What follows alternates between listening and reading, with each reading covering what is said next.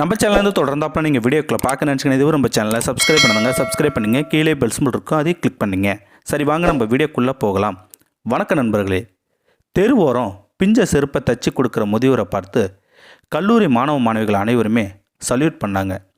ஏன் பண்ணாங்க, என்ன காரணம், யார் இவர் அப்படிங்கிற தத்துரமான சம்பவத்தை தான் இப்போ நாம் பார்க்க போகிறோம். அதுக்கு முன்னாடி நம்மளுடைய சேனலுக்கு சப்ஸ்கிரைப் பண்ணாதவங்க உடனே சப்ஸ்கிரைப் பண்ணிக்கோங்க. அப்படியே பக்கத்தில் இருக்கிற பெல் ஐக்கானையும் கிளிக் பண்ணுங்கள். ஏன்னா நம்ம போடுற வீடியோ நோட்டிஃபிகேஷனாக அப்போ தான் வரும். சரி வாங்க நம்ம வீடியோக்குள்ளே போகலாம்.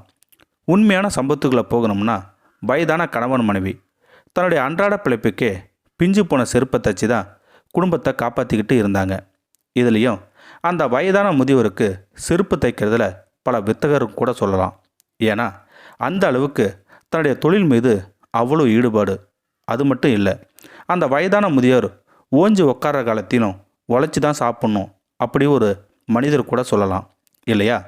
அந்த வயதான முதியோர் ஒரு நாள் முழுக்க செருப்பு கூட தைச்சாலும் கிடைக்கும் வருமானம் எவ்வளோ தெரியுமா? 100 ரூபா தான் கிடைக்கும். அதை வச்சு தான் காலத்தை ஓட்டிக்கிட்டு வருவார். ஒரு செருப்பு தைச்சா 2 அல்லது 5 ரூபா தான் வாங்குவாங்க. இது அன்றாட நடக்கும். இதை வச்சு தான் தன்னுடைய மனைவிக்கும் மகளையும் காப்பாற்றிட்டு வர்றாரு அந்த வயதான முதியவர். திடீரென்று ஒரு நாளைக்கு தன் மனைவிக்கோ தனக்கோ உடல்நிலை சரியில்லாமல் போயிட்டாலும் அந்த 100 ரூபா வச்சு தான் செலவு பண்ணிப்பாராம்.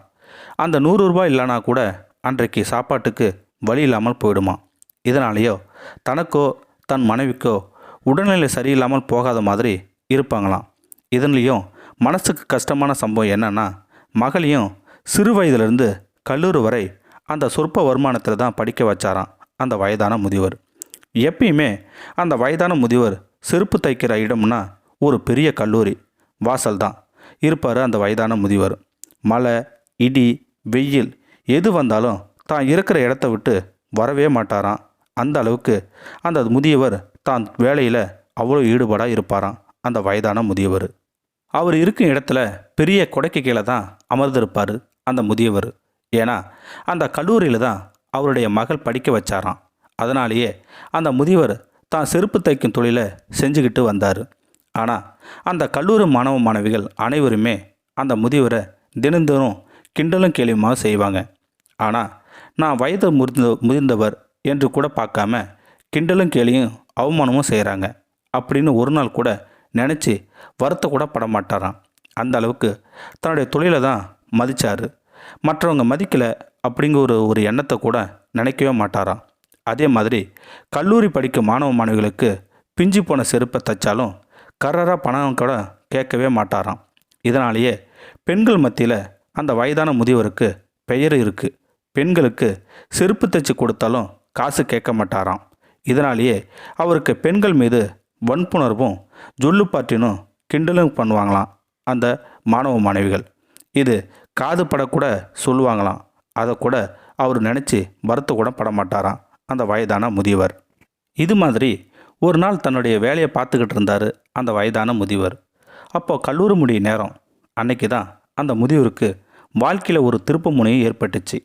ஏன்னா கல்லூரி முடிஞ்சு கல்லூரி மாணவ மாணவிகள், பிரின்சிபால், சக ஊழியரும் வந்துக்கிட்டு இருந்தாங்க. அந்த கல்லூரி முதல்வர் பிரின்சிபால் கூட சக மாணவிகள் பேசிக்கிட்டு வந்தாங்க. நடந்து வரும் பொழுது தான் அணிந்திருந்த செருப்பு பிஞ்சு போச்சு அந்த கல்லூரி முதல்வருக்கு. இதை கண்ட மாணவிகள், பரவாயில்ல மேம், காம்பவுண்டு வாசலில் வழியில் ஒரு செருப்பு தைக்கும் முதியவர் இருக்கார், அவர்கிட்ட போய் தச்சுக்கலாம், அவர் பெண்கள்னாவே காசே கேட்க மாட்டார், சரியான ஜொல்லு பாட்டின்னு சொன்னாங்க. உடனே அந்த முதியவர்கிட்ட போய் பிஞ்சு போன செருப்பை தைக்கவும் கொடுக்குறாங்க. உடனே அந்த முதியவர் முகத்தில் ஒரு பொன் சிரிப்போடு வேக வேகமாக அந்த செருப்பை தச்சு கொடுத்தாரு அந்த முதியவர். உடனே அந்த கல்லூரி முதல்வர் எவ்வளோ என்று கேட்கவும் செய்கிறாங்க. உடனே அந்த முதியவர், ஏமா உங்ககிட்ட காசு கேட்பேனா அப்படின்னு சொல்கிறாரு. உடனே தன்னோட பர்சில் இருந்து 20 ரூபாய் எடுத்து கொடுக்கும்போது சொல்கிறாங்க, கஷ்டப்பட்டு தொழில் செய்யும்போது அன்பை பிறரிடம் காட்டுங்க, ஆனால் உங்களுடைய உழைப்புக்கு தகுந்த ஊதியத்தை கேட்டு வாங்கிக்குங்க அப்பா என்று சொல்ல, அங்கே இருந்த மாணவ மாணவிகள், கூட வேலை செய்யும் ஊழியர்கள் அனைவருமே ஒரு நிமிஷம் அதிர்ச்சியாகவும் ஆடியும் போயிட்டாங்க. நம்ம கல்லூரி முதல்வருடைய அப்பாவா ஒரு செருப்பு தைக்கும் தொழிலாளி என்று அனைவருமே அந்த முதியவருக்கு சல்யூட்டும் பண்ணுறாங்க. சாதாரண பிஞ்சு செருப்பை தச்சு தன்னுடைய ஒரே ஒரு மகளை படிக்க வச்சு ஒரு கல்லூரியை நிர்வாகம் பண்ணுற அளவுக்கு உயர்த்திய முதியவருக்கு நினைக்கும் போதே நம்ம உடம்பே சிலிர்க்குது இல்லையா? இந்த மாதிரி அப்பாக்களுக்கு என்னன்னைக்குமே நாம் எல்லோருமே கடமைப்பட்டு தான் இருக்கோம் இல்லையா? இந்த வீடியோ பற்றி கருத்தை கீழே இருக்கிற கமெண்ட் செக்ஷனில் சொல்லுங்கள். அப்படியே நம்மளுடைய சேனலை சப்ஸ்கிரைப் பண்ணாதங்க சப்ஸ்கிரைப் பண்ணுங்கள். கீழே பெல் சிம்பல் இருக்கும், அதையும் கிளிக் பண்ணுங்கள். தேங்க்யூ ஃபார் வாட்சிங்.